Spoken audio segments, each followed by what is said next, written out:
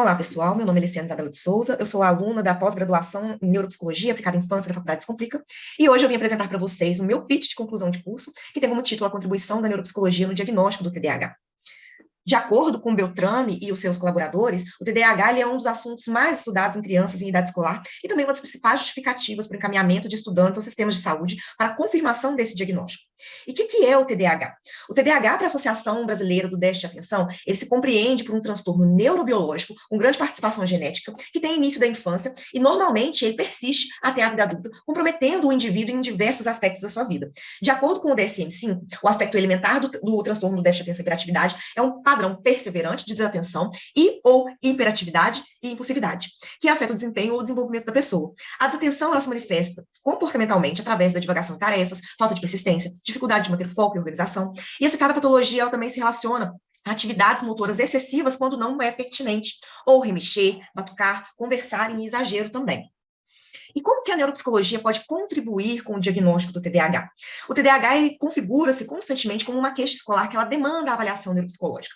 De acordo com a ABDA, não existe nenhum teste ou nenhum exame clínico que isoladamente ele permita diagnosticar esse transtorno, né?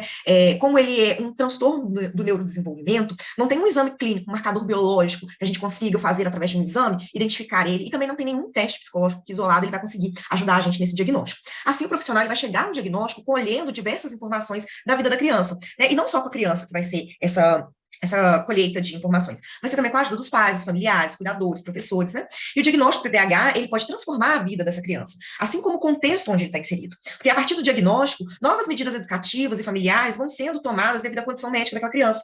Os familiares e professores, eles vão modificar as atitudes com a criança, fazendo com que ela também modifique o seu comportamento. Para realizar um diagnóstico, é indispensável que o neuropsicólogo ele tenha conhecimento clínico de psicopatologia e possa se valer de outros recursos também, como escalas, testes psicológicos e neuropsicológicos. E também é indispensável uma equipe multiprofissional para auxiliar nessa tarefa.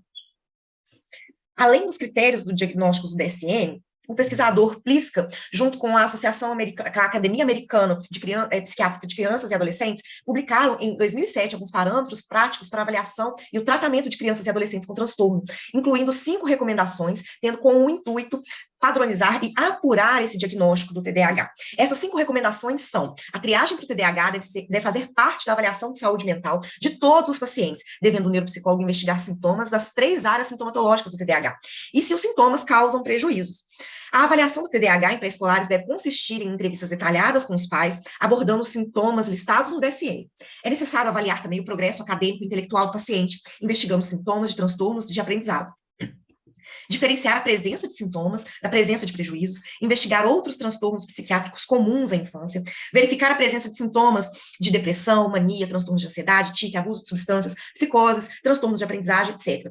Utilizar também escalas de avaliação de comportamento padronizadas, pedindo permissão dos pais para solicitar o preenchimento dessas mesmas escalas pelos professores do paciente. Avaliar a história e o funcionamento familiar também é fundamental, porque como o TDAH ele tem participação genética, né, ele tem uma questão hereditária na presença dele, é provável que seja encontrado esse transtorno também entre os pais ou os irmãos do paciente.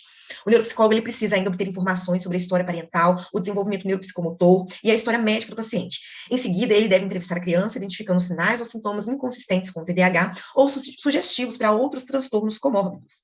Se a história médica do paciente não tiver dados significativos, os exames laboratoriais ou neurológicos, eles não são indicados. Os testes psicológicos e neuropsicológicos não são obrigatórios para o diagnóstico do TDAH, mas eles podem ser realizados se a história do paciente sugerir habilidade cognitiva abaixo ou baixo desempenho em linguagem ou matemática relativo à sua habilidade intelectual.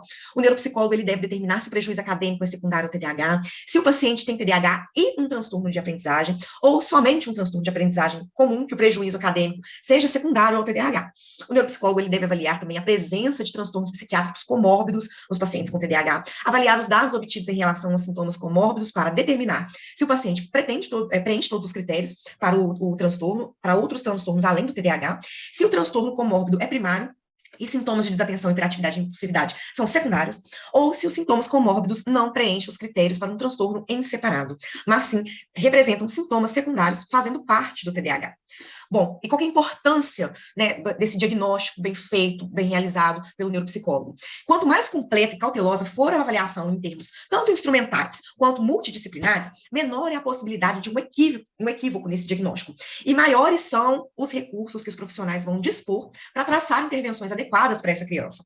Uma avaliação que seja capaz de proporcionar, além de um diagnóstico preciso, que inclua as comorbidades e os aspectos associados ao TDAH, uma perspectiva do funcionamento geral do sujeito, tende a favorecer a tomada de decisão quanto ao tratamento que será indicado para aquela criança, cooperando para um prognóstico favorável para aquele indivíduo que está recebendo o diagnóstico. Bom, então é isso, pessoal. Até mais.